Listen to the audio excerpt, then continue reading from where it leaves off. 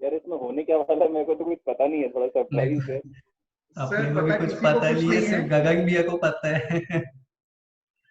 नहीं, बहुत इजी अपना टाइम होने वाला है और बहुत उटपटांग कुछ कुछ सवाल हैं जो कि मे बी आई थिंक कि बहुत सारे लोग जानना चाहेंगे हमारे बारे में, क्योंकि बेसिकली जब भी आप लोग जो एक बड़ा अचीवमेंट है ऑलरेडी आप लोगों का अपनी लाइफ का, प्लस जेसीआई में भी आप लोगों का योगदान जो है काफी समय से बहुत सारे लोग देखते आ रहे हैं, तो हम लोगों को ना ऐसा लगता है कि आप लोग एक सेलिब्रिटी हो। नहीं यार ऐसा तो कुछ नहीं है। नहीं, डेफिनेटली इट इज सर। तो बस वो छोटे छोटे से सवाल हैं जो मतलब मे बी लोगों के मन में होते होंगे, कभी कहीं पे नहीं पूछ पाते, नहीं समझ पाते हैं, तो बस ये इंटरेक्टिव सेशन ही होने वाला है। अच्छा, ये कितनी देर का सेशन रहेगा गगन में? Sir around 45 to 50 minutes max. अच्छा, गुड, बढ़िया।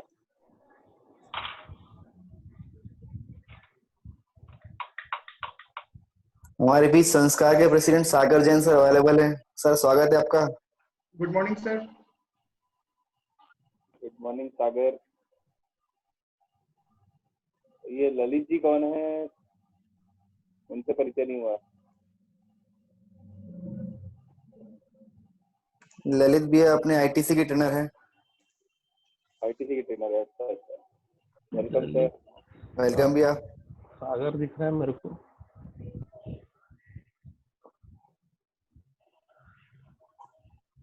आज रायपुर पूरा टोटल ऑफ है सर, सब ऑन पेपर ऑफ है।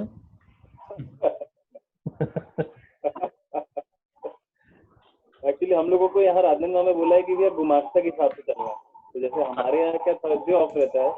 अच्छा, ओके तो सारी शॉप्स वगैरह थर्सडे ऑफ देगा यहाँ। ओके ओके, बढ़िया है। Good afternoon, everyone.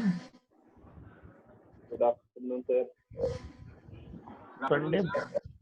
संडे बंद रखना जरूरी भी था, नहीं तो लोग पिकनिक मनाने निकल जा रहे थे। हाँ, Good afternoon, sir. Good afternoon Ravi भैया। President sir, should I start? It's 12:11। जी भैया स्टार्ट कर लीजिए, स्टार्ट करेगा, कोई दिक्कत। Thank you so much. Very good evening, good afternoon and good morning to one and all present here. JCI Raipur royal capital आप सभी के सामने है दोबारा with a new concept, maybe a something different, जो कि शायद JCI में किसी ने नहीं आज तक के कभी किया होगा। This show is known as Gupshup with Gagan. मैं हूं आपका host Gagan Agarwal, JC Gagan Agarwal, secretary Raipur royal capital. आज हमारे बीच में हमारे दो गेस्ट हैं, दो अनमोल रतन, दो सेलिब्रिटीज, जिनका नाम है JCCA Ramandeep Singh Bhatia. Good morning sir. Very very very very good morning to all of you. हमारे दूसरे गेस्ट हैं JCCA Karan Gupta. Welcome to you sir. Thank you भैया। आज हम आप दोनों से चर्चाएं करेंगे regarding your personal life, professional life, और भी जो छोटे छोटे सवाल हैं हमारे मन में वो हम जानने की कोशिश करेंगे आपसे, आपके एक्सपीरियंसेस, आपके अप्स एंड डाउन्स जो आपकी लाइफ में आपने फेस किए होंगे, और भी बहुत सारी छोटी मोटी नोकझोंक। तो हम स्टार्ट करते हैं with an introduction. JCCA Ramandeep Bhatia sir का इंट्रोडक्शन पहले मैं पढ़ रहा हूँ। सर आपने जेसीआई ज्वाइन किया है 2012 में after serving many loans, JCI Raipur Capital, and then you became president, founder president of JCI Raipur Royal Capital.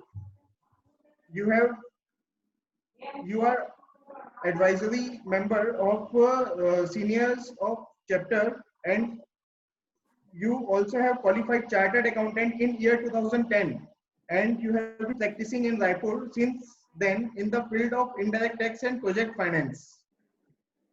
You are empaneled National Faculty of Indirect Tax Committee of ICAI, New Delhi for GST.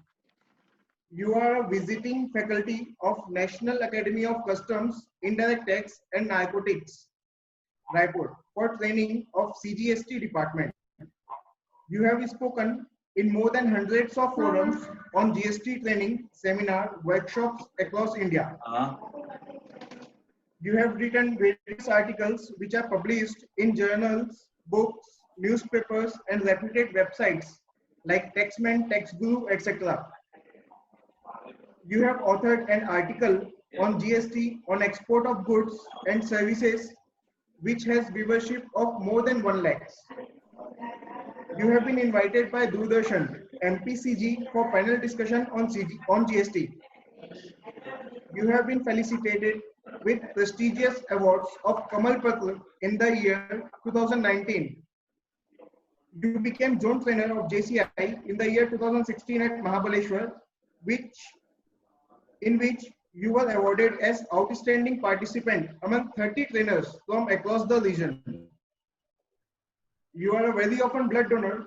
You have been donated bloods more than 25 times till now. You are associated with various social organizations for social work for feeding the poor.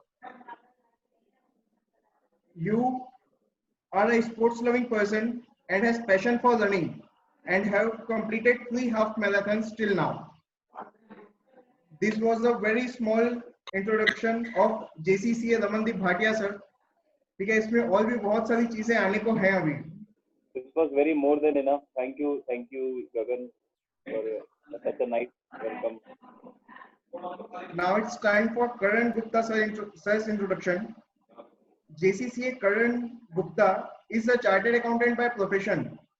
He is the head of Digital Media Committee of ICAI Raipur branch.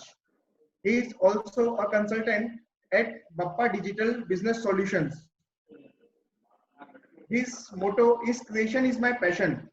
He creates arts, drawings, write-ups, graphics, and is also interested in photography. This was a small introduction about JC Karan Gupta sir. इन दोनों की उपलब्धियां मैं sure कहना चाहूंगा आप सभी को कि काफी बड़ी है, बहुत ज्यादा बड़ी उपलब्धियां हैं, बस इंट्रोडक्शन छोटा रह गया.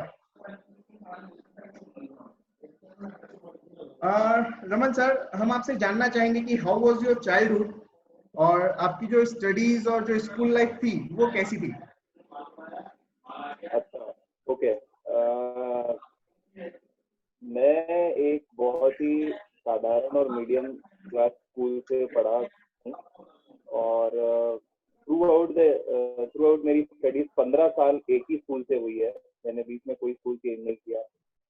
और शुरुआती तौर पर मैं मतलब क्लास 7th 8th तक, आप 6 7 तक आप बोल सकते हैं कि मैं one of the most notorious kid आप बोल सकते हैं, और जिसे मतलब सेकंड डिवीजन वगैरह नंबर आते थे, जिसके 60-65% वगैरह बड़ी मुश्किल से. जैसे in fact one of my achievement of my early childhood is कि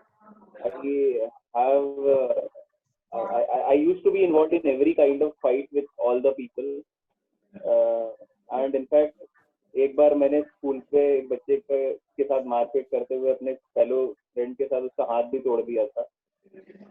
तो उसका रिवॉर्ड मुझे बहुत मिला था सारे तरीके से. But in the latter part जब मैं बड़ा हो रहा था और समाज को देख रहा था, सोसाइटी को देख रहा था, तो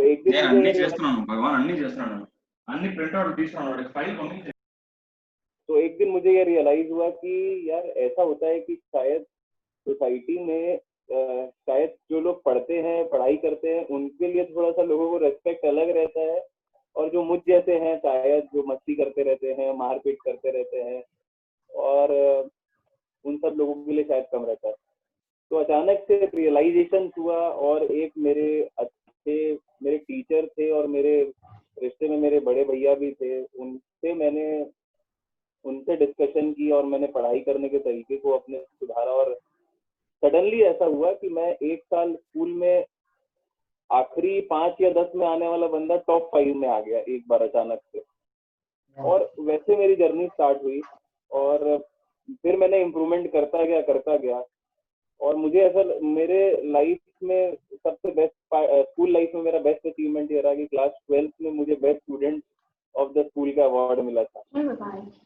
So my father and mother were very much surprised. I mean, they recalled the days when they were called up in the school कि जहाँ मैंने किसी को मार पीट दिया था, हाथ तोड़ दिया था, and the day when I was awarded as the best student of the school. So that was brief about my life. Even मेरी society में भी मैं जहाँ जिस कॉलोनी में रहता हूँ मैं सबसे बदमाश बंदा था.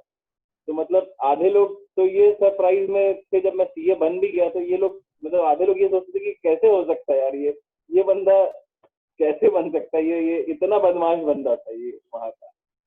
तो that was brief about my childhood. वाह सर, ऐसा कभी हुआ है कि आपको स्कूल से एक्सपेल किया हो या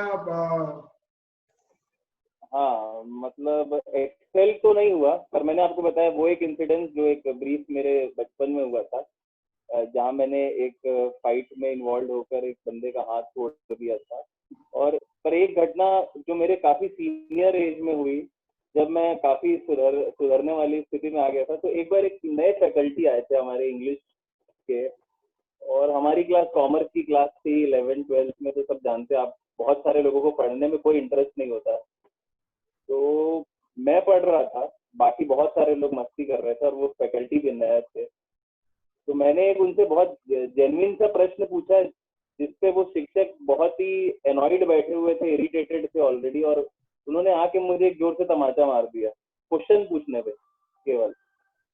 और एज सच एक शुरू से ही मैं बहुत हॉट ब्लडेड रहा और मेरे से ये सब बर्दाश्त नहीं होता जहाँ मेरी गलती नहीं होती. तो मैंने उनको पर्टिकुलरली उस समय मुझसे वो रहा नहीं गया और मैंने उन्हें एक थोड़ा सा एक धक्का मुक्की हुई उनके और मेरे बीच में जो मुझे बाद में बहुत जिसके लिए मैंने उनसे बात भी की. और लेकिन मैंने उस पर्टिकुलर मोमेंट पे उन्होंने मुझे वहां से पनिशमेंट दिया और बाद में मैंने ये मैटर पूरा अपने प्रिंसिपल के साथ डिस्कस किया जो मुझे बहुत अच्छे से जानते थे. एंड लेटर ऑन इस स्थिति को सुधारा गया. पर हाँ ऐसा हुआ था कि एक बार मुझे ऐसा एक पनिशमेंट मिला बहुत क्रिटिकल था जिसमें मुझे ऐसे एक सिचुएशन में मिलना पड़ा. सर तो फिर तो कभी ऐसा भी हुआ होगा कि आपके टीचर्स भी कोई जो एकदम नए टीचर्स आते हैं ना, जैसे आप बता दें कि आपने 15 इयर्स की आपकी एजुकेशन एक ही स्कूल में हुई है. राइट. तो जो एकदम नए टीचर्स आते हैं जिनको अभी कुछ 2-3 महीने ही हुए होते हैं तो वो टीचर्स भी कभी कभी हम से डरते हैं जब हम 11th-12th में हो जाते हैं. तो कभी ऐसा कुछ हुआ है कि कोई टीचर आपसे डरता होगा या आपको आता हुआ देख के वो अपना रास्ता बदल लिया हो, ऐसा कुछ? नहीं मैं ऐसा तो नहीं होता था. पर हाँ कुछ टीचर्स ऐसे होते थे बेचारे जो बड़े रिक्वेस्टिंग मोड में होते थे कि यार बेटा मस्ती नहीं करो यार ऐसा मतलब हाँ ऐसा इतने रिक्वेस्टिंग टोन में होते थे थ्रू आउट द टाइम. मतलब जब मैं सीनियर क्लासेस में आया तब काफी मैं मैच्योर्ड वाली स्थिति में आ गया था. ऐसी स्थिति तो नहीं हुई कि जहाँ उसकी जरूरत पड़ी हो. बट हाँ ऐसा था कि कई टीचर्स जो थे वो बहुत रिक्वेस्टिंग मोड में रहते थे जो it was a win win situation for both of us. मतलब ऐसी वाली सिचुएशन. और commerce class most of the teachers जो कॉमर्स के साथ जुड़े रहते थे ना हमारे स्कूल में हमारे साथ अच्छा ये रहता था कि they were on very friendly mode almost in every case majorly. तो इट वाज गुड. ऐसी जरूरत नहीं पड़ती थी कभी. Okay sir, Karan Gupta sir, आपका क्या एक्सपीरियंस था सर स्कूल लाइफ का? मेरा स्कूल एक्सपीरियंस स्टार्टिंग से मैं मतलब स्टूडेंट को रहा हूँ नहीं बिल्कुल भी. मतलब मेरा रिकॉर्ड है मैंने आज तक एक भी हाफ ईयरली एग्जाम पास नहीं किया है. मतलब ऐसा एक बार शायद शुरू में मेरी मम्मी ने एक पेपर का कटआउट करके रखा हुआ है. मेरी फोटो आई थी नर्सरी में, मैं फर्स्ट आ गया बाय चांस 100 आउट ऑफ 100. तो वो एक कटआउट मम्मी ने करके रखा था. मैं लगभग उसको 10 या 15 साल बाद देखा. मतलब अराउंड जब 10th या 11th में था तब मैंने उसको देखा था. एंड जैसे कि मैं कहा स्टूडियस पर्सन तो मैं बिल्कुल था ही नहीं. मतलब पढ़ाई लिखाई से कोई रिलेशन ही नहीं था दूर दूर तक. मतलब अपन स्कूल जा रहे जो पढ़ा रहे क्लास में प्रॉपरली सुनना, दैट्स इट. अपना मस्ती जो चल रही है कर रहे हैं. एग्जाम वगैरह में मतलब मैंने कभी एग्जाम को ऐसा सीरियसली मैं लेता नहीं था, क्योंकि नंबर मेरे लिए कभी मैटर किए ही नहीं उस समय भी, और आज भी उतना नहीं करते। तो कब तो जैसे कि हाफ ईयरली मैंने किया नहीं, एंड पास आउट, बस सिर्फ पास आउट होके आगे बढ़ जा रहे थे, क्लास आगे बढ़ रही थी, दैट्स इट। मेरा स्टार्टिंग से जो विजन था कि आगे चल के क्या करना है, थोड़ा अजीब है। मेरे स्टडी शेड्यूल के हिसाब से मुझे बनना एक साइंटिस्ट था मतलब मैथ्स लेके साइंस में जाना था, कंप्यूटर में ही जाना था। और एक और अजीब बात हुई थी मेरे साथ। यूजुअली बच्चों को कंप्यूटर क्लास थर्ड या फोर्थ या फर्स्ट क्लास से सिखाया जाता है। मैं एक छोटी सी स्कूल से पढ़ा हुआ था, लिटिल फ्लावर करके स्कूल का नाम है। मतलब क्लास थर्ड तक मैंने दूसरी स्कूल में पढ़ा और फिर शिफ्ट हो गया था होली क्रॉस में। तो उस छोटी स्कूल में आपको PP1 से कंप्यूटर सिखाते थे, मतलब बेसिक, एकदम बेसिक। मुझे आज भी याद है, शायद मैं PP2 में रहा होऊंगा, मैं power point first application power point चलाया। तो जो कंप्यूटर के लिए पैशन जो बॉर्न हुआ था वो वहां से हुआ था। फिर स्कूल चेंज हुआ, कंपटीशन तो मतलब उस टाइम इतना जंप कर गया कि टीचर्स ने यहाँ तक बोल दिया आप यहाँ पढ़ ही नहीं पाओगे, आप मतलब पास आउट ही नहीं हो पाओगे, आपको यहाँ पढ़ना ही नहीं चाहिए, आप इस स्कूल के लायक नहीं हो, ऐसा तक बोल दिया। तो एक बोलते हैं ना थोड़ा सा ईगो हर्ट हुआ। तो उस समय फिर बोला नहीं यार, इतना भी मतलब अति नहीं करनी चाहिए, मस्ती अपनी जगह ठीक है, लेकिन इतनी भी मस्ती मत करो कि पेरेंट्स को भी बुरा लगे। तो फिर क्लास फोर्थ फिफ्थ में अपन थोड़ा सा मतलब बिलो एवरेज स्टूडेंट से एवरेज स्टूडेंट तक आ गए कि चलो ठीक है, नॉर्मल नंबर 50-60 ऐसा लाके पास आउट होंगे, ठीक। फिर एक स्टेज आया क्लास 10। क्लास 10 ऐसा था कि सब कुछ अलग, मैथ्स में और कंप्यूटर में मैं अच्छा था। मतलब ऐसा था कि टीचर्स जानते हैं कि ये बच्चा अच्छा है, भले नंबर्स कभी अच्छे नहीं आए, अधिकतर बार 33-34 ऐसा आया, लेकिन उस समय भी अगर टीचर को कभी कोई ऐसा रहता है कि ये क्वेश्चन सॉल्व नहीं हो रहा है, तो वो मेरी कॉपी से देख के सॉल्व करते थे, क्योंकि एक सब्जेक्ट पसंद है, उसी को सॉल्व करके रख दिए। तो क्लास 10th में ऐसा हुआ कि हम सब पास आउट तो हो गए, एंड उस टाइम पासिंग क्राइटेरिया भी जो था, हमें ये बोला गया था कि आप 60% से ऊपर ले आओ, आपको मैथ्स मिल जाएगा। मैं बोला ठीक है, 60% के ऊपर ले आएंगे, और आ भी गए, और 60% से ऊपर ही है, 67-66 कुछ आए थे क्लास 10th में मेरे बोर्ड एग्जाम। तो मैं बोला चलो ठीक है, आप तो मैथ्स लेना है। मैथ्स ले लिया, मतलब मैंने खुद से मैथ्स ले लिया, कोचिंग वगैरह खोज ली, रजिस्ट्रेशन करवा लिया, अब पूरा प्लान आउट हो चुका है, मैं ये करूंगा ये करूंगा फिर ये करूंगा, आगे जाऊंगा। एक हफ्ता स्कूल गए। एक हफ्ते के बाद अचानक से मतलब सारे स्टूडेंट्स को बुलाया गया, बोला कि नहीं, आप मैथ्स तभी ले सकते हो जब आपका स्पेसिफिक मैथ्स में 70+। मैं बोला मेरा तो है ही नहीं, 45-50 आया था उस समय। तो वो होता है ना कि टर्निंग पॉइंट, प्रॉपर वो टर्निंग पॉइंट हुआ था मेरा, कि पूरा ड्रीम जो मैंने बचपन से देखता आया वो शैटर एक बार कि आप तो मैथ्स ले ही नहीं सकते, आप कैसे साइंस की फील्ड में जाओगे। तो उस टाइम स्कूल बदलने तक का कर ली कि नहीं, दूसरी स्कूल में जाएंगे, कैसे भी करके ले लेंगे। तो दूसरी स्कूल गए, वहां देखे मैथ्स वो ऑफर कर रहे थे, बट एक बोलते हैं ना कि खुद हासिल करना और कोई चीज मिलना, दोनों की अहमियत होती है। तो मुझे वो अच्छा नहीं लगा कि मेरे को बस एक ऐसा मैथ्स बस दे दिया जाए, वो मेरे को फील नहीं आया कि यार मैंने अचीव किया। तो मैं बोला नहीं, नहीं करना, अब करना ही नहीं है, देखेंगे अपने दम पे, जो भी होगा देख लेंगे। उस समय मैंने कॉमर्स लिया, एंड क्लास 10th के बाद से मैंने एक्चुअली स्टडीज में थोड़ा फोकस करना चालू किया। जो बच्चा एवरेज में आता था वो स्कूल के मतलब स्कूल में टॉप में काउंट होने लग गया, सारी टीचर्स उसको जानती हैं, उसके सब में मार्क्स ज्यादा अच्छे आ रहे हैं। एंड आखिरी में ऐसा हुआ कि मेरे इतने अच्छे मार्क्स तो नहीं आए फिर भी, लेकिन 12th में ऐसा हुआ कि टॉप 10 में मैं आ गया। अब पेरेंट्स को उसके अति खुशी हुई, कि मेरे भी पेरेंट्स को एकदम खुशी हुई कि यार अचानक से, मतलब पापा, मतलब मेरे को आज भी याद है, मैं सीए की कोचिंग में था, क्लास के बीच में रिजल्ट डिक्लेयर हुआ 12th का, और फिर मैं सबसे पहले पापा को फोन लगाया, पापा इतना परसेंट आया, पास हो गया, वो भी टॉप गैंग में आ रहा हूँ मैं तो पापा बोले सही से नंबर चेक किए ना, तेरा ही है ना रिजल्ट को तो मैं खुद हंस रहा हूँ, पापा भी हंस रहे।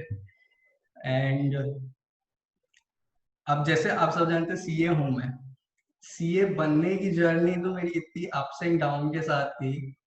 मतलब मैंने सीए जिस दिन अपने पापा को बोला था कि पापा मेरे को सीए करना है, मतलब 12th खत्म होने के पहले ये रजिस्ट्रेशन करवाना पड़ता है, प्रोसीजर थोड़ा ऐसा रहता है। तो जब मैंने बोला, पापा ने मना कर दिया एक बार में, यार तुम क्यों करोगे, मतलब कैसे करोगे, तुम ना पढ़ाई में उतने हो टॉप वैसे अच्छे हो नहीं, तुम्हें इंटरेस्ट उतना है नहीं।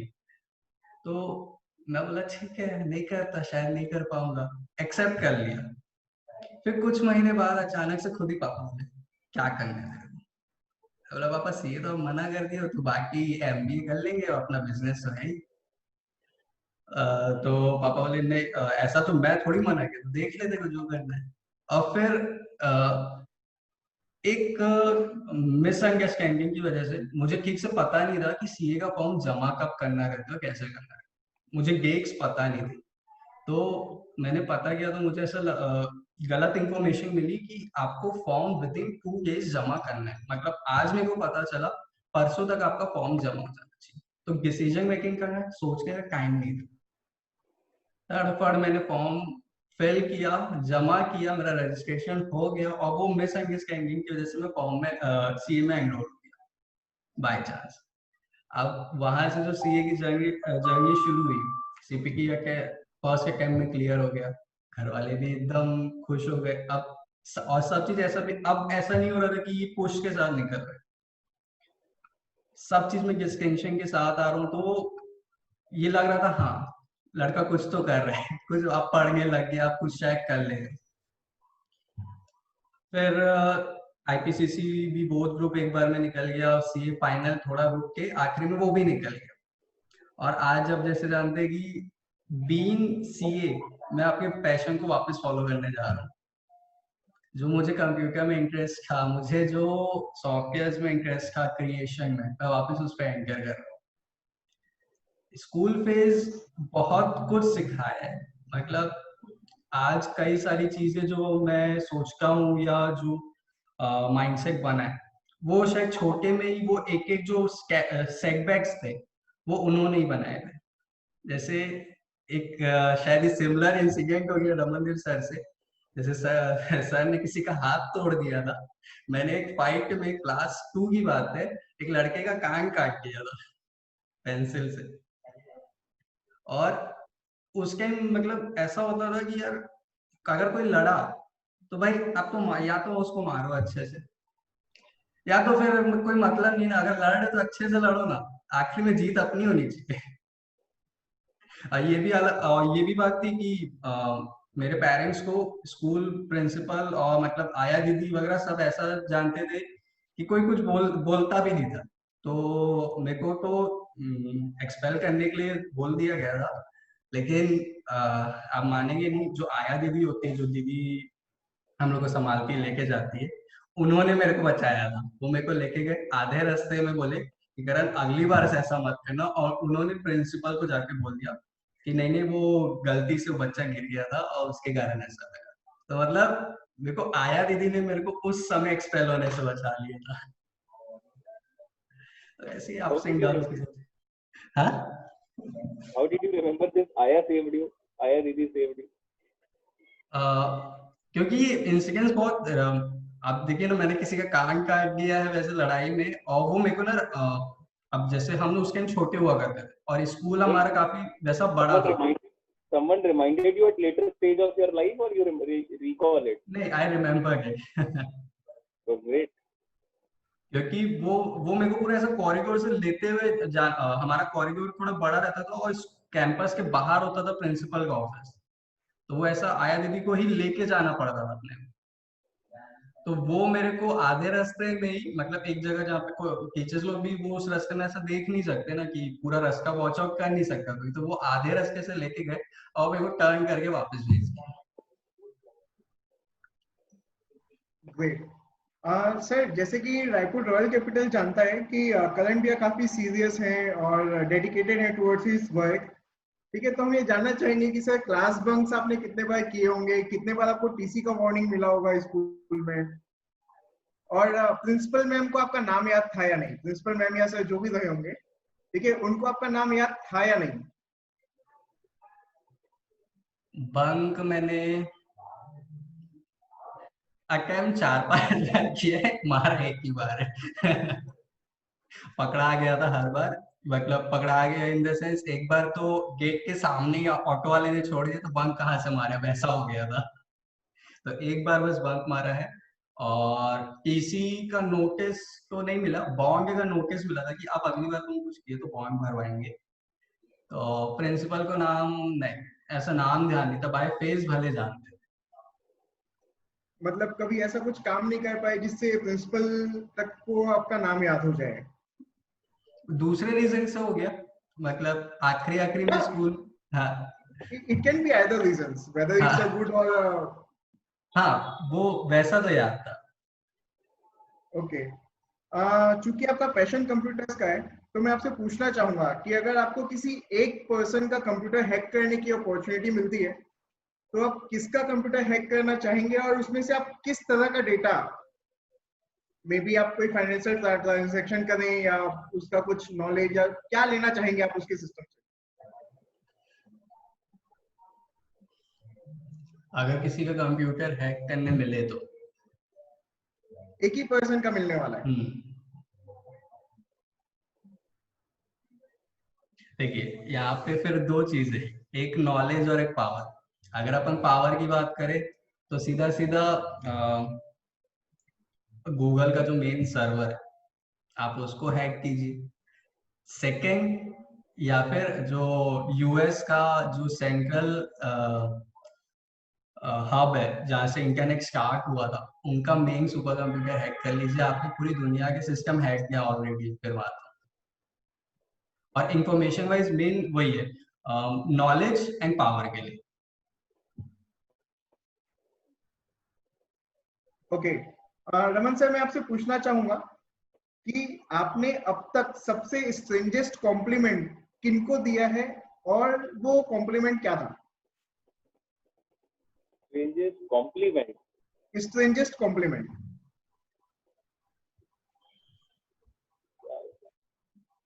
ऐसा तो मुझे याद नहीं है, पर हाँ ये है कि मैं ना अपने सीए लाइफ में मैं हॉस्टल में रहता था जी।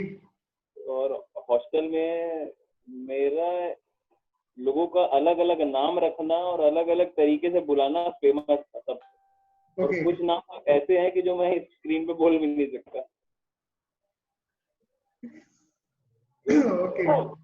हॉस्टल में भी हमारी बहुत एक जबरदस्त लाइफ स्टाइल थी। आकाश जी देखो आप अलग से मुस्कुरा रहे हैं।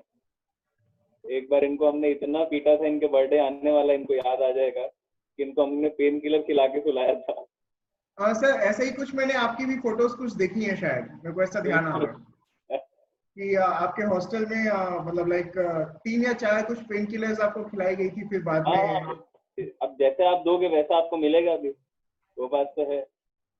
और मतलब शुरुआत से ही ये, मतलब मेरे साथ तो पर्टिकुलरली बहुत होता था कि हम ऐसे कोई कर्म कांड हो जिसमें हाथापाई और मारा मारा पीटी वाली और उसमें हम इन्वॉल्व ना हो तो ऐसा हो ही नहीं सकता था। ऐसे वाली चीजें होती थी।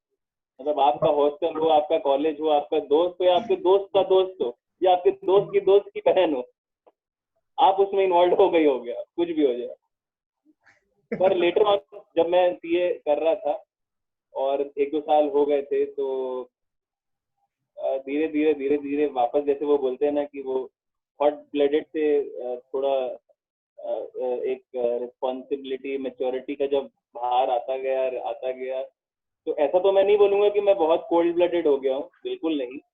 पर हाँ ऐसा जरूर है कि जो एक लेवल था या वॉल्यूम था वो काफी कम हो गया है, रिस्पॉन्स वो हो गया है, इम्प्रूव हो गया है काफी। समय के साथ साथ वो आज अभी भी है बरकरार, बट वो उसको आने में और करने में चढ़ने में बहुत टाइम लगता है। ओके, करण भैया, हम आपसे जानना चाहेंगे कि व्हाट इंस्पायर्स यू? आपकी लाइफ में ऐसा क्या है जो आपको हर घड़ी आपको इंस्पायर कर रहा होता है?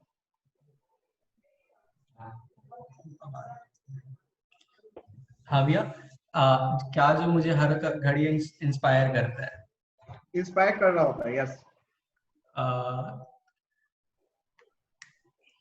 थोड़ा सा अजीब है मेरा इसका आंसर। एक्चुअल में अब जैसे मेरा कॉन्सेप्ट ऐसा है कि हम आखिरी में मरने वाले हैं, तो आई हैव अ फिक्स गोल कि हाँ हम मरने वाले हैं, हमें तो कुछ तो करके जाना है।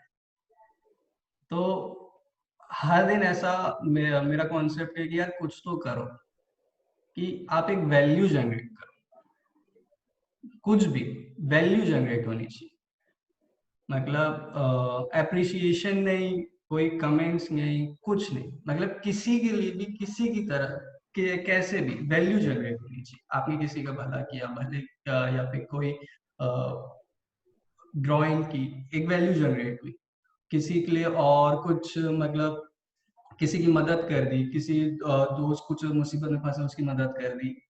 ये मेरा मतलब सोचने का इंस्पिरेशन का तरीका है। और अगर जैसे आप आइडल्स वगैरह की बात करें कि क्या कौन है मेरे आइडल्स या ऐसा कुछ, तो सब कैरेक्टर्स में, मतलब कोई ह्यूमन फॉर्म में अगर बोले तो कोई ऐसा कुछ नहीं है। छोटे में जो हम कार्टून्स देखते थे, स्पाइडरमैन का एक कोट है, with more power comes more responsibility. वो कोट पूरा एक इंस्पिरेशन देता है कि जैसे जैसे अगर आपके पास थोड़ी भी ताकत है, कुछ भी आपके पास करने की ताकत है, कुछ अच्छा करो। फिर राम भगवान, बचपन से हम रामायण, श्री कृष्ण ये पूरा देखता है, तो उनकी आइडियोलॉजीज पूरे कंप्लाइड हुई है। और दूसरा मेरे दादाजी, मतलब मुझे आज इतना कुछ जितना कुछ भी आता है या जितना भी हम ऐसा सोच पाते हैं, तो मैं सोच पाता हूँ वो मेरे दादाजी की वजह से।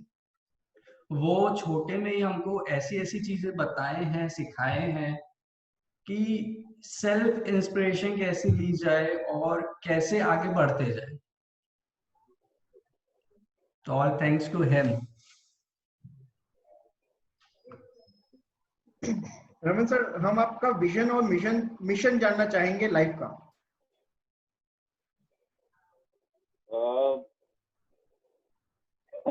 ये बड़ा डिफिकल्ट क्वेश्चन है लाइफ सर का विजन इजी और क्वेश्चन तो नहीं होने वाले हैं, अभी आगे थोड़े से और लेवल हाई होता जाएगा धीरे धीरे। एब्सोल्युटली करण, गगन, मैं एक ना लाइफ का मिशन विजन ऐसा है कि माइंड में कुछ कुछ प्रोजेक्ट्स हैं जो सोच के रखते हैं कि एक बार मैं थोड़ा सा अपनी वर्किंग लाइफ से थोड़ा रिलैक्स हो जाऊं, जो मैं अभी जिस शेड्यूल में हूँ और करके चल रहा हूँ, उसमें मैंने एक चीज सोचता हूँ कि मैं कुछ करूंगा उस फील्ड में आगे के लिए। बहुत कंक्रीट प्लान नहीं बनाया, लेकिन हाँ ऐसा सोचा हूँ कि मैं कुछ एक ऐसी चीज कर पाऊँ कि ऐसे बहुत सारे लोग हैं जो आफ्टर 50 या 60 जो रिटायर होने के बाद, मतलब रिटायर हो जाने के बाद छूट जाते हैं या काम नहीं कर पाते हैं या एक प्रॉपर लाइफ, अच्छी लाइफ एंजॉय नहीं कर पाते हैं।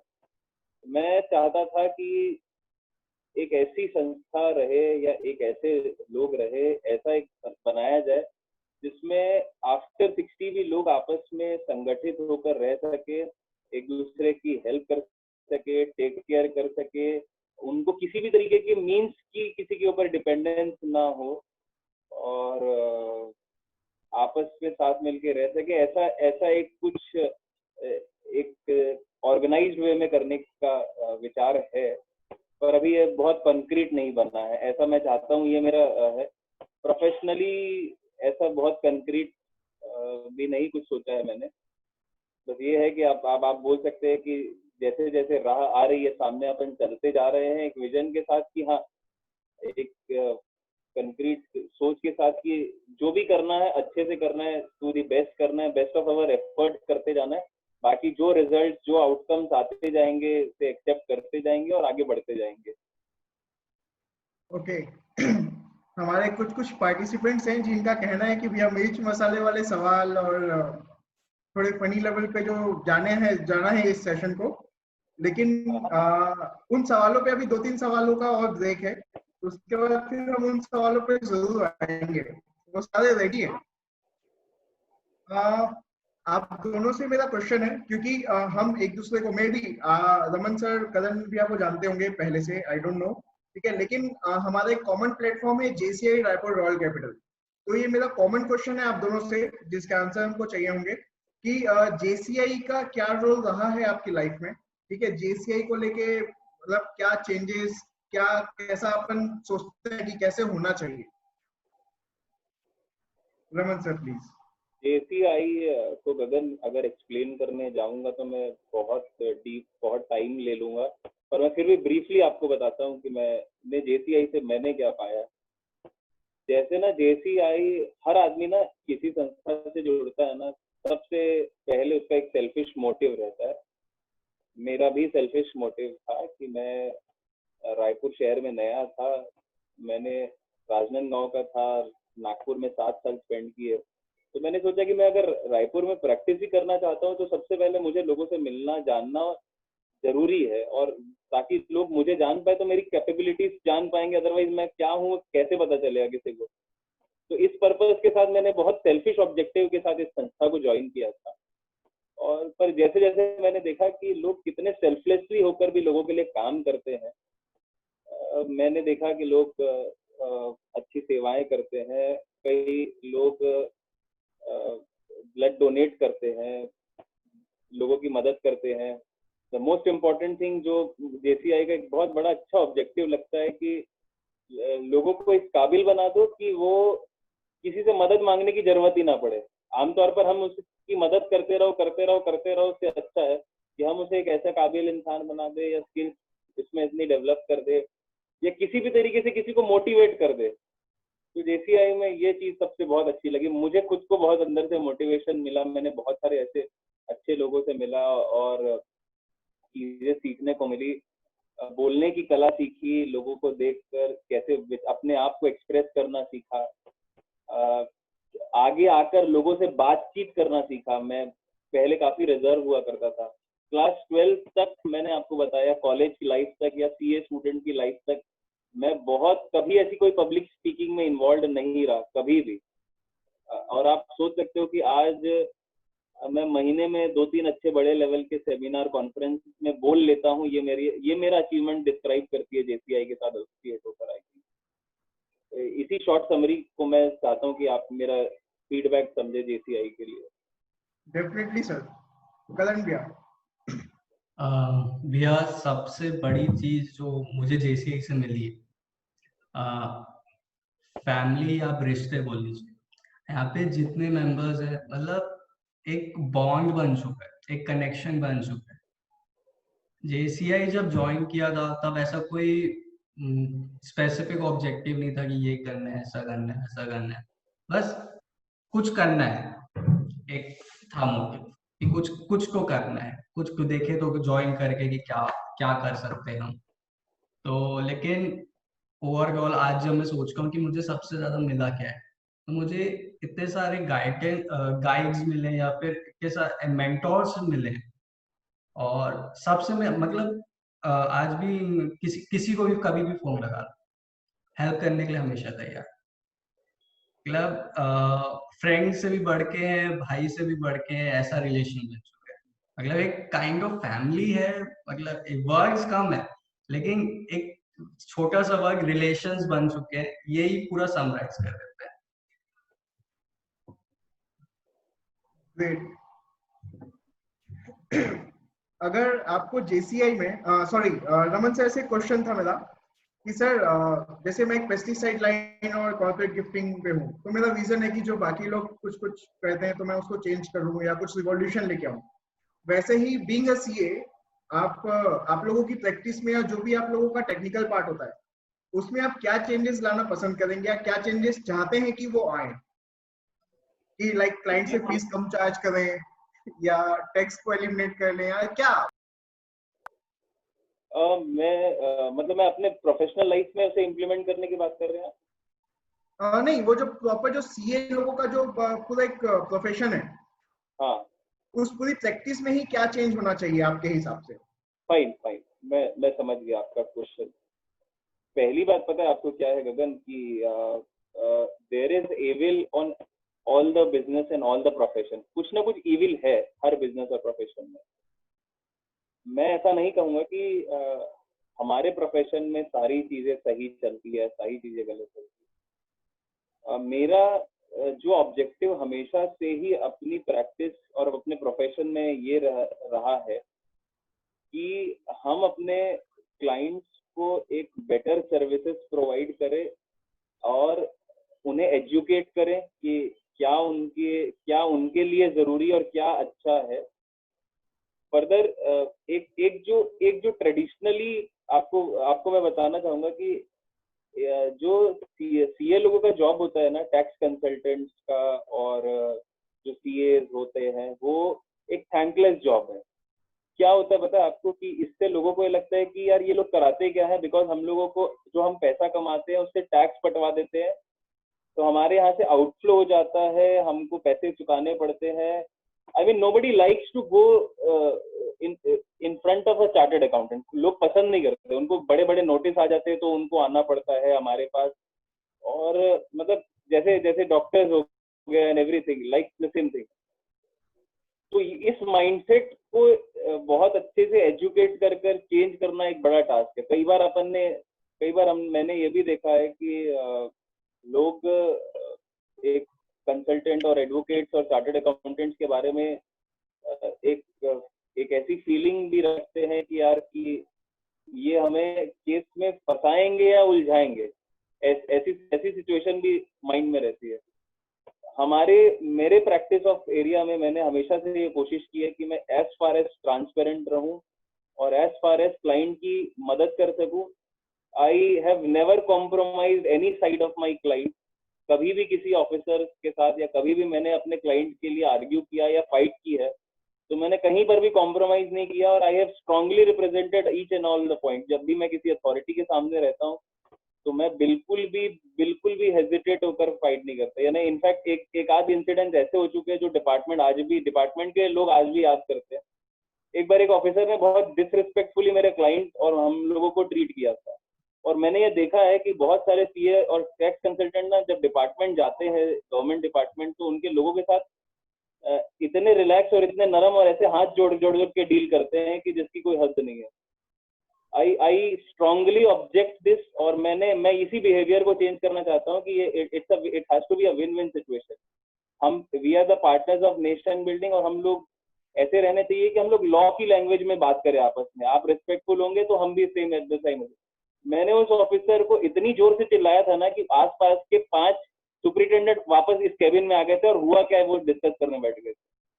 एंड लेटर ऑन ऐसी सिचुएशन आ गई थी कि उस बंदे ने हमसे माफी मांगी। वो क्या कर रहा था, जैसे गुंडे मावाली एक दूसरे को धमकाते हैं ना, वो ऐसे धमका रहा था कि ये कर दूंगा वो कर दूंगा। मैं बोला जो करना है, मैंने उसको इस तरीके से समझाया कि आपको जो करना है करके दिखाना, आप उसके बाद बात करना। तो अब उस तरीके से लैंग्वेज में मैंने उसको बोला कि the day he will recall कि किसने किससे पाला पड़ा था उसको।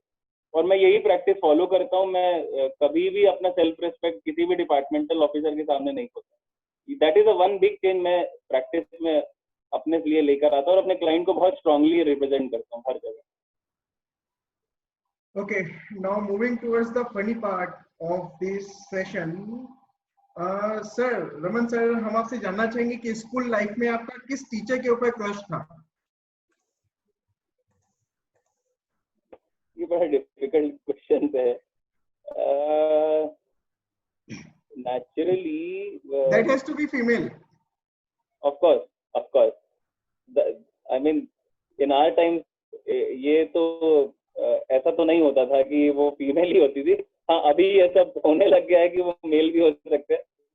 Of course, वो एक मतलब used to be that बोल सकते हो आप कि वो मुझे इंस्पाइट की मैं बहुत बदमाश बच्चा था। स्टिल मुझे कई फेवर्स उनसे मिलते थे, इस कारण से वो मुझे मैडम पसंद थी।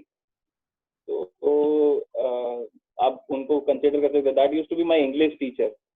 ओके, मतलब आप नाम नहीं बताना चाहेंगे? मे भी हो सकता है कि फ्यूचर में वो ये मतलब एक सेशन हो सकता है वो देख रहे हो या ऐसा कुछ भी। नहीं, वो ऑफ कोर्स मेरे फेसबुक फ्रेंड में है और आप ये जरूर डालोगे मेरे फेसबुक पे, मुझे पता है। ओके। करण भैया, हम आपसे जानना चाहेंगे कि आप लोगों को जज कैसे कहते हो? लाइक अभी थोड़ी देर पहले मैं कोई शो देख रहा था जिसमें परिणीति चोपड़ा लोगों के नाखून देख के जज करती है, ठीक है? वैसे ही आप अगर जैसे कभी मैं आपके सामने आऊं तो आप पहली क्या चीज देखेंगे मेरे अंदर या किसी और के अंदर जिससे आपको ये लगे कि आप उसका कैरेक्टर जज कर रहे हो या इस टाइप का कुछ भी? जज करने इन द सेंस कि उसका बिहेवियर कैसा होगा, ऐसा टाइप का ना? हाँ, may be first impression type का कुछ भी। हाँ, तो स्माइल और आंखें। जो ओके, बंदा अगर ठीक से मतलब जो रिस्पॉन्स स्माइल में नहीं होता है वो क्लियर कट दिख जाता है। ओके। रमन सर, कभी ऐसा हुआ है कि आपने मूवी शो की टिकट खरीदी हो नॉर्मल वाली और इंटरवल के बाद में आप ऊपर रिक्लाइनर में जाके बैठ गए हो या इस टाइप का कुछ? कॉलेज लाइफ के कई बाद बार सर, कॉलेज लाइफ के बाद। आपको पता नहीं है, जो आपके अध्यक्ष है ना, आपके और हमारे अध्यक्ष है, ये मूवी देखने के इतने बड़े दीवाने हैं, कई बार मैंने इन्हीं के साथ ही किया हुआ है। ये ऐसे बंदे हैं, ये एक दिन में 4-4 मूवी देख लेते थे ये, तो एक आध बार इन्हीं के साथ किया हुआ है, मुझे ऐसा लगता है डेफिनेटली। नहीं सर, बीइंग जैसे अभी आप क्या अचीवमेंट्स में जब भी पढ़ रहा था कि आपको दूरदर्शन में इनवाइट किया गया था, आप बहुत हाँ। सारे जर्नल्स भी, आपके आर्टिकल्स पब्लिश हुए हैं बहुत सारे जर्नल्स में एंड ऑल, हाँ, तो उसके बाद उतने अचीवमेंट्स के बाद उसके बाद नहीं होता है यार। उसके बाद एक्चुअली क्या हो गया पता नहीं, एक रिस्पॉन्सिबिलिटी का टैग लग गया है। इनफैक्ट अभी लॉकडाउन था तो एवरीबडी इज गोइंग आउट, सब लोग बाहर जा रहे थे, घूम फिर रहे थे। Even we found that some of our family friends are going to dhaba, because dhabas are open. तो इवन माई चाइल्ड, मेरी वाइफ, मेरी स्पाउस भी मुझसे एक्सपेक्ट करेगी कि चलो अपन भी चले, ये वो ऐसा वैसा। तो it is sometimes very difficult to tell कि यार नहीं, अपन नहीं जा सकते, अपन को नहीं करना ये सब काम। तो उसके बाद नहीं किया अपन ने, बिकॉज आप थोड़ा ऐसा है कि हाँ, बट कई बार नहीं हुआ, उसके बाद तो नहीं हुआ, बट ठीक है, ओके। कई बार ऐसा डिसिप्लिन रहना सही भी है। ओके। करण भैया, आपका स्कूल टाइम का क्रश ऑन एनी टीचर? हाँ, क्लास 5th की क्लास टीचर। मतलब जितनी देर में रमन सर से क्वेश्चन आया उतनी देर में आप रिकॉल करके मतलब नहीं विथ नहीं, मेरा आंसर तो आप एक एक ही प्रिपेयर्ड हो? नहीं, है। एक ही है, मतलब वो आज भी कंटिन्यू है? बिल्कुल, अरे क्रश होता ही है क्रैश होने के लिए, इसी का तो क्रश था। ग्रेट। आप दोनों में से कभी ऐसा हुआ है कि आपकी मॉम ने आपको बोला हो कि ये घर जो है धर्मशाला है तेरे लिए, तो यहाँ पे आता है, खाना खाता है और सो जाता है, फिर सुबह उठता है, खाना खाता है, फिर निकल जाता है, हम लोग यहाँ पे सिर्फ तेरे को सर्व करने के लिए हैं, ऐसा कुछ? ये क्वेश्चन मेरे को ऐसा लग रहा है कि आपको जरूर बोला गया है। सर, डेफिनेटली बोला जाता है, ये आज भी बोला जाता है मेरे को। अब ऐसा जरूर हुआ है, लेकिन मेरे साथ ऐसा इतना मतलब थोड़ा सा सॉफ्ट टोन में हुआ था। मैं नागपुर जब रह रहा था तो मैं घर कई बार सैटरडे नाइट को आए, संडे पूरा रुके और संडे की रात को ही इंटरसिटी या शिवनाथ एक्सप्रेस पकड़ के चले जाते थे। तो थोड़ा सॉफ्ट टोन में मम्मी बोलती थी कि हाँ, ये क्या बना रखा है, मतलब आए और एक आध मतलब इतना कम टाइम स्पेंड किया और वापस चले गए, ये घर जैसा लग ही नहीं रहा है। इनफैक्ट हमने कई बार ऐसा दिवाली में भी ऐसे ही टाइम स्पेंड भी किया है। दिवाली में भी सिर्फ दिवाली वाले दिन ही आकर चले गए, तो वो पढ़ाई करने के टाइम ऐसा हुआ है कई बार। बाकी रमन भैया जयेश बोल रहा हूँ। आपको आपकी मम्मी ने जो बातें बोली थी उसको पंजाबी में बोल के बताएंगे। आपको मम्मी ने जो भी बातें कही थी वो पंजाबी में बोलिएगा। हाँ सर, मैं कोशिश करता हूँ कि टीम की एक्चुअली क्या है सर, मम्मी लोगों की जो पंजाबी रहती है सर, वो थोड़ा एकदम प्योर नेचर की रहती है। और मैं वही रिकॉल कर रहा हूँ कि उन्होंने क्या शब्दों का इस्तेमाल किया होगा जब मुझे बोला होगा कि ये क्या। तो जनरली वो कहते हैं कि ये तुम्हारी पढ़ाई, मतलब ਤੁਹਾਡੀ पढ़ाई ਇੰਨੀ ਕੀ ਚੱਲ ਰਹੀ है कि तुसी 2 दिन वास्ते आ रहे हो कार। तो समटाइम मुझे तो ऐसा कई बार उन्होंने बोला है कि यार ये मतलब जैसे होता है ना कि मैं कई बार ज्यादा इन्वॉल्व हो जाता हूँ, तो उसे बाहर खींचने के लिए उनका कहना रहता था कि यार छोड़ देना, नहीं होगा तो कोई टेंशन वाली बात नहीं, तो आराम से रहना, कोई दिक्कत नहीं है।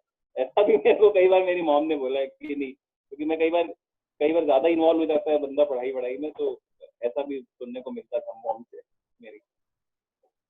करण भैया, ये अच्छा। धर्मशाला वाला सवाल। हाँ, मतलब ये बिल्कुल बोला गया, लेकिन ये ऐसा टाइप का था कि सीपीटी टाइम में स्टडीज टाइम में ऐसा हो गया था शेड्यूल कि सुबह 5 बजे निकल रहे, रात के सीधा 9:30 8 10 बजे आते हैं, खाना खाए, सो गए और फिर सुबह 5:30 बजे निकलना। मम्मी यही बोलती थी कि भाई तू बस खाना खाने आता है, सोने आता है, रहता तो तू उधर है, ये तो बस रिजॉर्ट हो गया तेरे लिए। अच्छा, मतलब आपके केस में वो रिसोर्ट था? नहीं, मतलब धर्मशाला हो गया। धर्मशाला। ओके। करण भैया, कभी ऐसा हुआ है कि आप कोई चॉकलेट खोल रहे हो और वो गिर गई है, फिर आपने उसको उठा के खा लिया? हाँ, 5 ये सेकंड पब्लिक प्लेस? अच्छा, ये पब्लिक प्लेस में या सिर्फ पर्सनल? नहीं, जैसे टेबल अब घर में गिरी है, साफ होनी चाहिए, जमीन साफ होनी चाहिए, मेन बात ये है। ओके। आप दोनों में से कभी ऐसा कुछ होता है क्या कि गुपचुप खाने के बाद आप लोग गुपचुप वाले से पापड़ी मांगते हैं? गेम के लिए हो तो बिल्कुल बिल्कुल। मांगने वाली बात ही नहीं, वो पहले ही दे देता है। मुझे मतलब तो ऐसा? मेरा तो मतलब आप समझ सकते हैं कि मुझे तो अब 8 साल होने को आ रहे हैं शादी को, मैंने तो सीख ही लिया ये करना। नहीं सर, जब ही मैम ने बोला होगा तब नहीं, जब मैम जाने को होंगी, अरे रुक ना पापड़ी खाते हैं, ऐसा कुछ, पापड़ी तो ले उससे, इस टाइप का कुछ? ये जो डिपार्टमेंट है ना, तो मेरे केसेस में तो वहाँ इंचार्ज कोई और है, लीड भी किसी और की रहती है, हम तो सिर्फ सहभागी रहते हैं। ओके। करण भी आपके साथ? भैया ऐसा मतलब मांग लेते हैं, लेकिन वैसा नहीं कि आप एकदम से भैया दो ना दो ना, ऐसा वाला नहीं। लेकिन हाँ, अब जैसे मेरा एक फ्रेंड है, तो वो एकदम ज्यादा शॉकिंग है, मतलब शॉकिंग बोलने से अति। तो हर दिन में मतलब उसको चाहिए, मतलब चाहिए, तो वो तो अगर हम जा भी रहे होंगे तो एक की जगह 2 लेके खाएगा सूखा, तो हमको टेंशन लेने की जरूरत नहीं पड़ती बोलने की, वो पहले ही मंगा लेता है। ओके। करण भैया, आपने कभी चीटिंग वीटिंग एग्जाम्स में और ये सब ऐसा कॉपी इस टाइप का कुछ? अति। मतलब ये आप मतलब दूसरों का देखते थे या दूसरों को दिखाते थे? भैया चीटिंग मतलब मेरे को ना दूसरों से पूछना उतना बनता नहीं था, तो मैं क्या करता था जो अप्सरा का बड़ा वाला इरेजर आता था ना, हाँ तो हाँ। उसमें मैं आंसर लिख देता था सिंपल, उसके ऊपर चढ़ा देता था कवर, जैसे आंसर देखना हो कवर हटाए, आंसर देके लिख दिया। इससे हमने सुना है कि ये, मतलब आत्मनिर्भर। अच्छा, हमने सुना है कि ये जो चीजें हैं, ये जो प्रैक्टिस है जो आप बता रहे हो, ये आपने सीए के एग्जाम्स में भी किया है? भैया काश कर पाता, ऐसा है। वहां पे सीए एग्जाम में तो ऐसा हो जाता है, कई बार लगता है भाई थोड़ा सा किसी से पूछ लेता तो शायद एक अटेम्प्ट कम लगता, ये एक नंबर ओके। के। लेकिन सीए में वो मैं सबकी तरफ से बोल सकता हूँ, सीए स्टूडेंट की तरफ से, कि उनको खुद से अंदर से नहीं आता कि यार चीट करो 1 नंबर के लिए, क्योंकि इतना ज्यादा डेडिकेशन और एडमिरेशन है ना अपने उस 2 अल्फाबेट्स के लिए, कि वो चीटिंग को जोड़ ही नहीं पाते। एग्जाम में आपके पीछे कौन बैठता था? सीए एग्जाम में कोई भी एग्जाम में, मतलब अलग अलग 2-3 नाम चाहिए अलग अलग।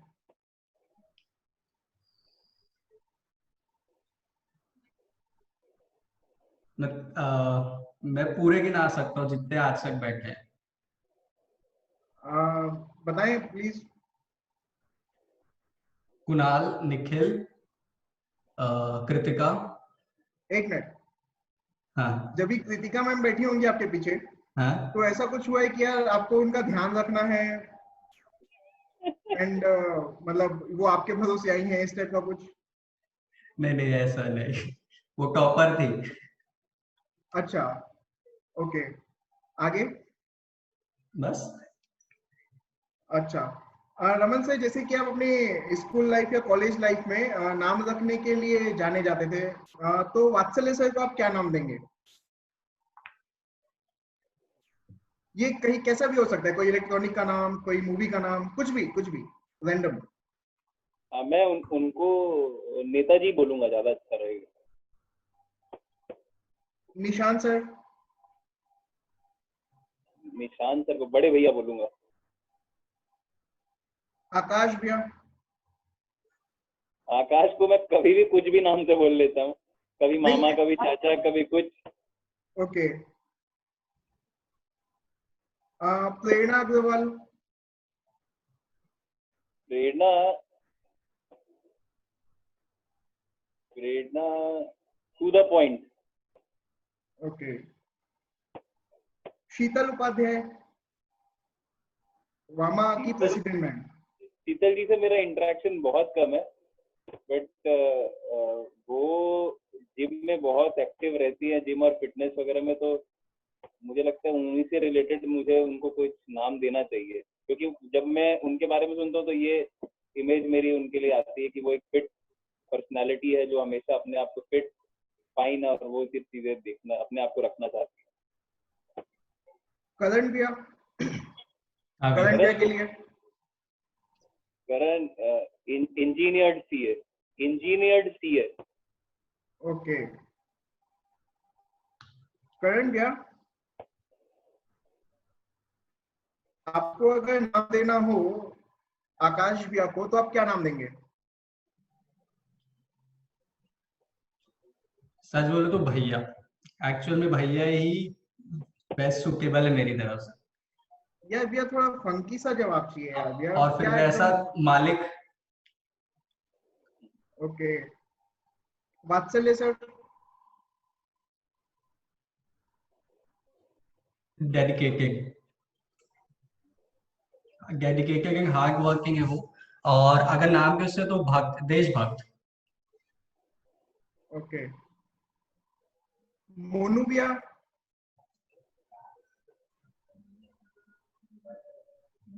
मोनू भैया, मोनू भैया काफी कम दिखते हैं अपने इवेंट वगैरह ओके। में। जब भी आप कभी डेट पे जाएंगे, तो क्या रूल्स होंगे, क्या ग्राउंड रूल्स होंगे, या क्या क्या आपका विजन है towards that? Gate in the sense gate की सेटअप में या उधर भैया पूरा गेट सिलेक्ट पूरा करने में? पूरा पूरा पूरा कि आपको कैसा वहां का लाइक व्यू चाहिए, ठीक है, इंटीरियर डेकोरेशन या जो कुछ भी ऐसा, या ऐसा कुछ हुआ है कि आप पहले कभी डेट पे जा चुके हो? What was your best experience then? भैया मत अब पूछो, तक की बहुत जितनी डेट्स बेकार हुई होगी एक्सपीरियंस रहे।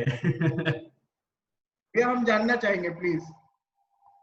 देखो भैया, सबसे बेकार एक्सपीरियंस मैं शेयर करता हूँ कि ऐसा मतलब एक जन को मैंने गेट के लिए बोला, उसने हाँ कर दी।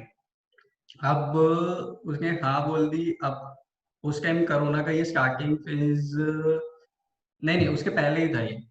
तो उस टाइम कुछ ऐसा था कि कुछ कुछ इशू था कि मिल नहीं सकते थे या कहीं जा नहीं सकते थे, कुछ था, मेरे को ध्यान नहीं आ रहा है क्या था।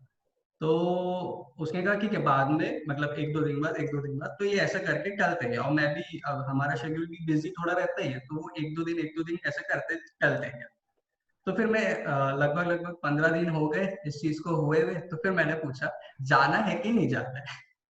तो सामने से रिप्लाई आता है कि उस 15 दिन में कोई और मिल चुका है जिससे पूरा हो चुका है सेटअप, तो कैंसिल। मतलब अरे गोस्टिंग की बाप भी रे। जरूरत नहीं पड़ी। रमन सर, आपको छत्तीसगढ़ी सॉन्ग्स कितने अच्छे लगते हैं? छत्तीसगढ़ी सॉन्ग्स। सॉन्ग, वो मेरे को सबसे अच्छा वो लगता है जो हमारे छत्तीसगढ़ का एक जो सॉन्ग बनाया गया है ना, जिसमें जय हो छत्तीसगढ़ की देवी वाला वो एक सॉन्ग है जो जो प्ले होता है अक्सर, सो कॉल्ड हमारा वो स्टेट का एक राज्य सॉन्ग है, वो बहुत अच्छा लगता है मुझे परफेक्टली। ओके। ऐसी कोई अनयूजुअल प्लेस जहाँ पे आप गए हो? बहुत सारी एक्चुअली। मैं जब नया नया सीए बना था तो मैंने स्टार्टिंग में 1-2 साल जॉब की थी, और उसी समय मेरी बहुत जल्दी एंगेजमेंट भी हो गई थी। तो हर सैटरडे संडे मैं भाग जाता था अपनी फियांसी को मिलने।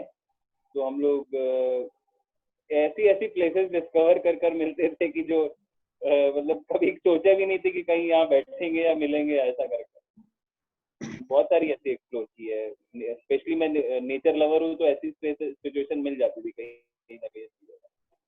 एक बार हम लोगों को पकड़ भी लिया था किसी ने। ओके।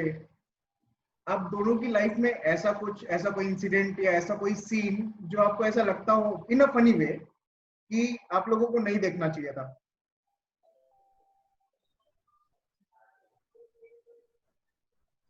ऐसा कुछ याद नहीं, मैंने आपको बस बस मुझे ऐसा लगता है कि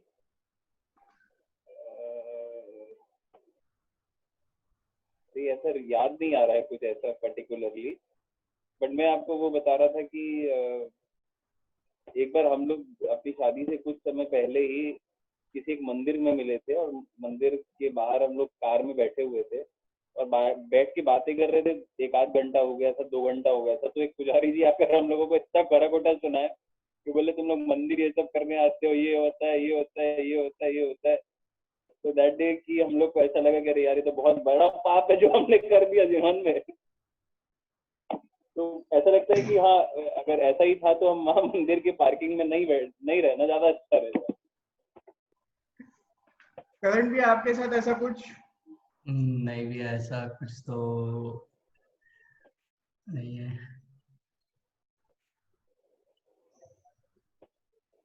एक ऐसा ओके। मतलब इंसिडेंट था कि हाँ। जब शुरू शुरू में वो हुक्का पार्लर वाला ये जो क्या बोलना चाहिए ट्रेंड शुरू हुआ था, तो लगभग लगभग शायद मैं क्लास 10th में था। तो एक मतलब मेरा फ्रेंड हुक्का पीता था, तो और हम 3 जन थे और गाड़ी सिर्फ मेरे पास हुआ करती थी, एक स्कूटी रेड कलर की पेप प्लस। अब ऐसा हुआ कि हम तीनों वहां गए, हम तीनों वहां बैठे हैं। अब उन दोनों को कुछ काम पड़ गया, किसी को लेके आना था कि कुछ ऐसी कुछ का उनको जाना था कहीं।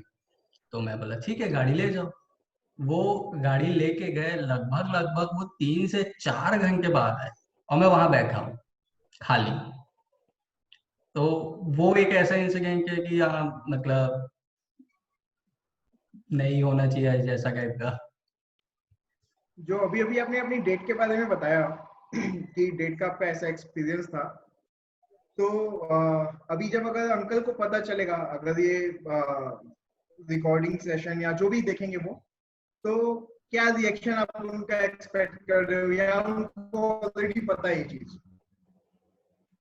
हाँ मतलब मेरी मम्मी को तो वैसे पता ही रहता है पूरा, कि मतलब जैसा भी मम्मी को पूरा पता रहता है।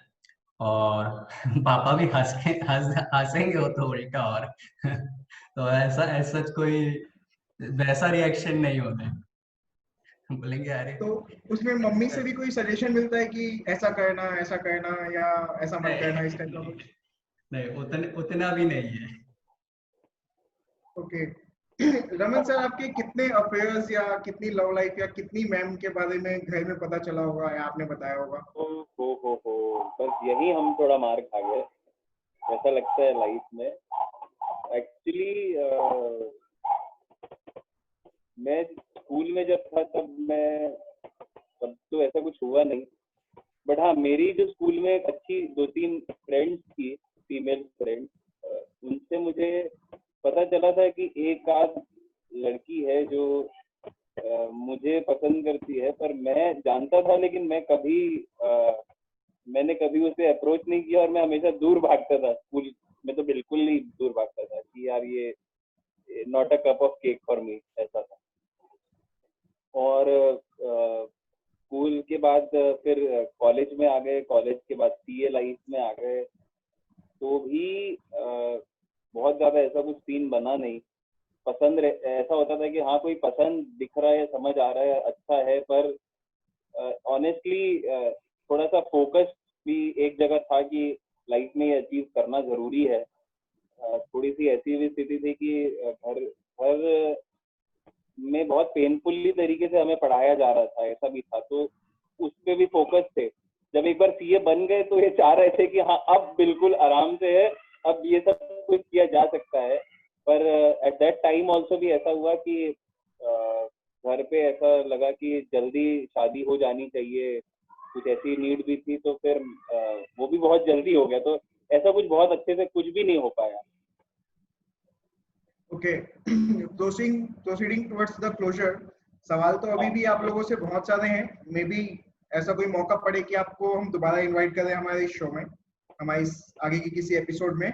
आई would like to ask any of our viewers कि अगर किसी के मन में कोई सवाल हो हमारे इन दो महारथियों के लिए, अगर कोई कुछ पूछना चाहे या जानना चाहे तो।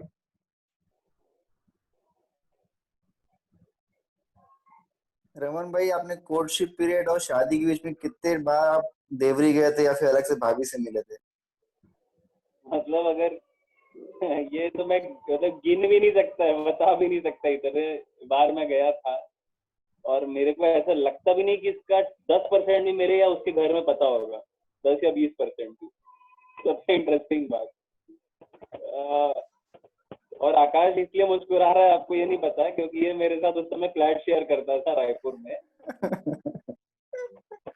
तो जब इसकी बारी आएगी ना, तब मैं क्वेश्चन पूछूंगा एक दो और अच्छे अच्छे, तो आप लोगों को बहुत मजा आएगा, देखिएगा, पक्की बात भाई वो क्वेश्चन हो चुके कॉफी विद रमन में। नहीं तो ये नया शो है sir. Coffee with Raman definitely वो हो चुके हैं, लेकिन आप हमारे वो अलग है, वो अलग कपल शो है हमारा यार, ये अलग शो है हमारा बिल्कुल। हाँ डेफिनेटली वो डेफिनेटली भैया उस समय तो मैं पैदा भी नहीं हुआ था ना, इन eyes of Raipur royal capital. मैं तो अभी 1 साल का हुआ हूँ, तो मेरे को भी जानना है कि भैया हमारे सीनियर्स ने क्या क्या किए हैं। राइट। ओके, आप दोनों के रिसेंट लाइज, सबसे last question, most recent lies, जो सबसे लेटेस्ट झूठ है आपका, वो क्या था और किनको था?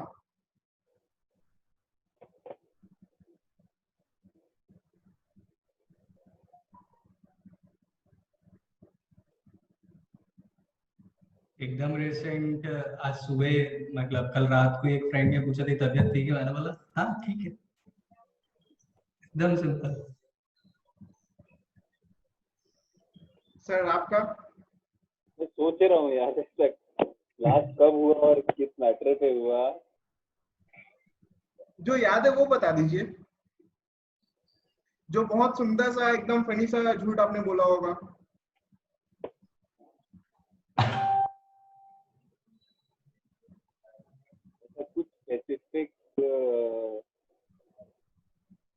कुछ स्पेसिफिक ध्यान नहीं आ रहा है। रमन झूठ बोलता ही नहीं है। ओके, एक और क्वेश्चन मेरे दिमाग में आ रहा है कि फीमेल्स के बारे में आपको सबसे ज्यादा कंफ्यूजिंग चीज क्या लगती है? आप दोनों से कॉमन क्वेश्चन है ये। हाँ, मैं बहुत अच्छे से आंसर दे सकता हूँ इसका। सर करण भी बहुत अच्छे से आंसर दे सकते हैं। कुछ नहीं। मुझे ऐसा लगता है कि ना, मतलब पर्टिकुलरली सर एक डिस्क्लेमर है, अगर घर में लड़ाई होगी तो उसके लिए रायपुर रॉयल कैपिटल या उसका सेक्रेटरी या प्रेसिडेंट, ये लोग रिस्पॉन्सिबल है। एक बार आप अपना क्वेश्चन रिपीट करेंगे क्या प्लीज? फीमेल्स को लेके आपको सबसे ज्यादा कंफ्यूजिंग क्या लगता है? राइट। आई मीन मेरे लाइफ में ना, मुझे ऐसा लगता है कि मेरी वाइफ पर्टिकुलरली मुझे हमेशा बहुत सपोर्ट करती है हर चीज में, कि मैं कई बार प्रॉपर बैलेंस नहीं हो पाता हूँ अपनी लाइफ में, उसमें बहुत सपोर्ट करती है। पर कई बार खुद बहुत ज्यादा एक्सपेक्ट करने भी लग जाती है अपने आप ही, कि यार तुम आए और तुमने मुझे पूछा नहीं, बुलाया नहीं, किया नहीं, करा नहीं, और वो है। एंड शुरू से मेरी केमिस्ट्री पर्टिकुलरली ऐसी रही नहीं है। लाइक जैसे मैं एक एग्जांपल देता हूँ कि कुछ ऐसे हस्बैंड होंगे जो अपनी वाइफ को दिन में 4 बार आई लव यू बोलते होंगे या विश करते होंगे, प्यार मोहब्बत इकरार करते होंगे। मेरी केमिस्ट्री मेरी लाइफ में कभी भी ऐसी नहीं रही। मैं बिल्कुल हमेशा से एक फ्रेंडली एटमॉस्फेयर रखने वाला हूँ, और मैं अपने दोस्तों के भी साथ भी इतना फ्री फ्रैंक और उटपटांग तरीके से बात करने वाला हूँ। जो मुझे जानते हैं वो समझ जाते हैं। तो मैं अपनी वाइफ के साथ भी जनरली वैसे ही अक्सर वैसे ही रहता। लेकिन मुझे कई बार ये कंफ्यूजिंग होती है कि यार 5 साल 6 साल हो जाने के बाद भी अब मुझे अब अच्छे से जानती है और समझती है, फिर भी ये एक्सपेक्ट करती है कई बार, मतलब जहां मेरी गलती नहीं है वहां पर भी मुझसे नाराज हो जाना और ये एक्सपेक्ट करना कि यार अब आके आप मनाओ, जो मैं करता ही नहीं हूँ ना, मेरा तरीका ही नहीं है मेरा पैम्परिंग करने वाला। तो ये कभी कभी एक कंफ्यूजन मेरे लिए हो जाता है बहुत ज्यादा।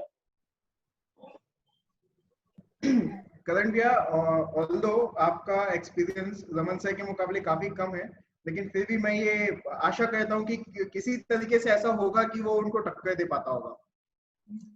भैया कोई एक्सपीरियंस ही नहीं है सही मायने में तो। भैया आप ऐसे मत बोलो यार प्लीज, कुछ तो बताना पड़ेगा आपको कि ऐसा क्या है। भाई जरूरी थोड़ी ना है कि वाइफ से ही आदमी कंफ्यूज होता है। गर्ल्स तो गर्ल्स है, कोई भी हो सकती है। हाँ, she can be maybe sister होंगी या और कोई।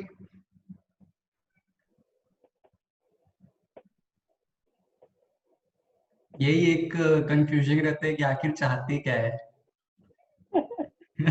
इसको थोड़ा सा इलेबोरेट क्या क्या अगर आप बोले तो।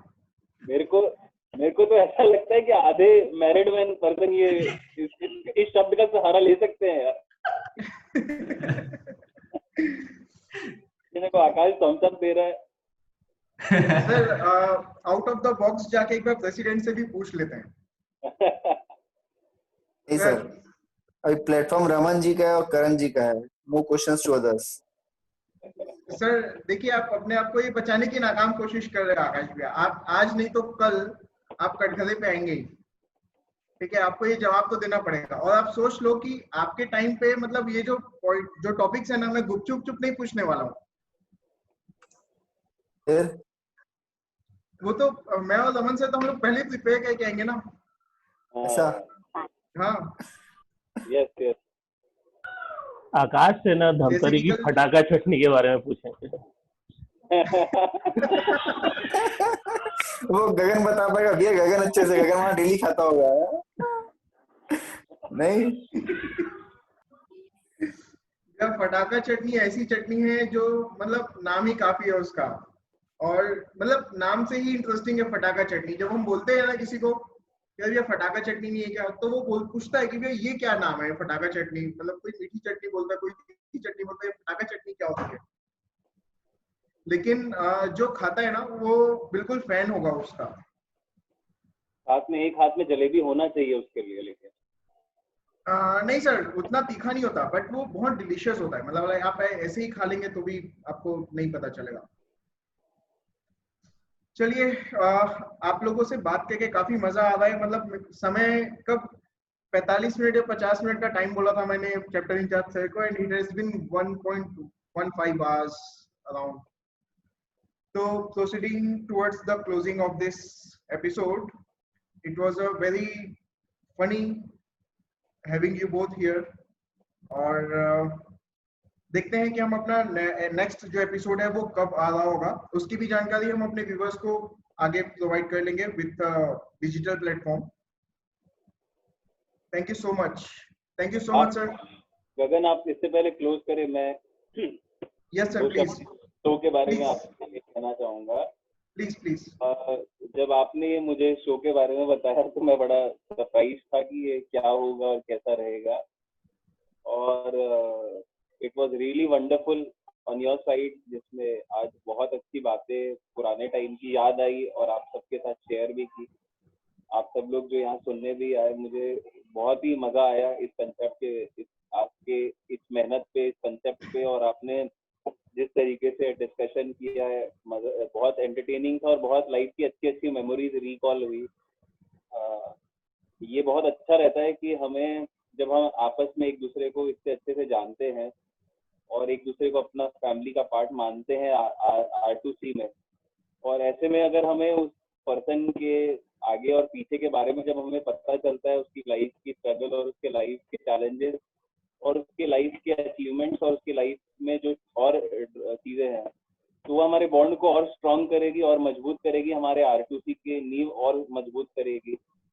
तो hats off to your hard work, your dedication. और आपने ये कंसेप्ट लाया, Gagan, president Aakash, both of you many congratulation. और आगे भी मैं चाहूंगा कि आप जरूर इसे आगे बढ़ाएं। हर समय एक ऐसे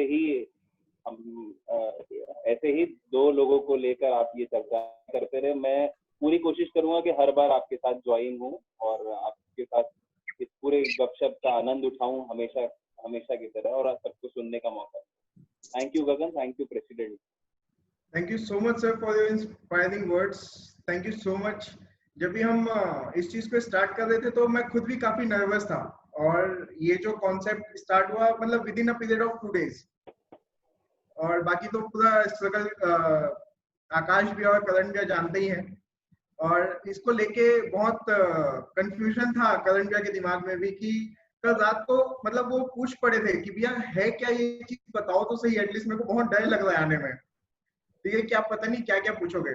तो कुछ पार्ट पे मैंने उनको रिलीव भी किया था, कोई पत्ते तो नहीं खोले थे मैंने अपने, लेकिन फिर भी जो घुमा के रिलीव कर सकता था वो किया था इनके साथ। Thank you so much. I think any other, आप कुछ आगे या फिर अपन एग्जिट करें? बस एग्जिट करना है सर। President sir, anything else? No sir, thank you so much, बहुत अच्छा प्रोग्राम रहा, आगे अपन इसी को और कंटिन्यू करते रहेंगे। बहुत अच्छा रहा सर। रमन सर और करण जी, आप दोनों का सीक्रेट्स हमको बहुत कुछ जानने को मिला। कुछ सीक्रेट्स तो हमको पता थे, कुछ सीक्रेट्स नए थे हमारे लिए भी। तो ऐसे ही नए नए सीक्रेट्स, नए नए मेंबर्स लोगों को हम चाहेंगे कि इन्वॉल्व करें, तो एक्टिव इन्वॉल्वमेंट बहुत लोगों को बने रहेगा। निशान भैया? हाँ, मैं यार जब गगन ने बोला कि डाला कि ऐसा ऐसा करना है, तो अच्छा ये लगा कि यार कोई भी मेंबर अगर कोई भी नए वर्ड लाता है सोच के साथ, बड़ा अच्छा लगता है। मतलब यही अचीवमेंट है R2C का कि हम ये बताता है कि हम क्या कुछ तो भी करना चाहते हैं अपने चैप्टर के लिए। और ये इससे अच्छी बात नहीं हो सकती कि कोई भी पर्सन अपने पर्सनल लाइफ को सबके सामने शेयर करे, अपने एक्सपीरियंस को बताए। इससे बड़ी लर्निंग नहीं होती है। कहीं ना कहीं आज इस सेशन अटेंड करने के बाद एक रिफ्रेशमेंट का फील आ रहा है मेरे को, बहुत अच्छा फील हो रहा है। तो गगन थैंक यू, बहुत अच्छा आपने इवेंट हम सबके बीच लाया, और जैसा एंजॉयमेंट आगे के आगे भी करेंगे, ऐसी सबको आप इन्वॉल्वमेंट करो। बहुत बहुत बधाई आपको, thank you. On behalf of JCI Raipur Royal Capital, I would like to thank Jayesh Komal sir, JCCA Sagar Jain sir, President JCI Raipur Sanskar, and Nishtha ma'am to be here, to be a part of us this. Lalit Jubanputra. Lalit sir and Arvind Singh sir, I would like to thank you all. चलिए, अच्छा लगा, फिर आगे मुलाकात करेंगे, ऐसी बात करते रहेंगे हर हफ्ते। Yes sir. Bye bye bye bye.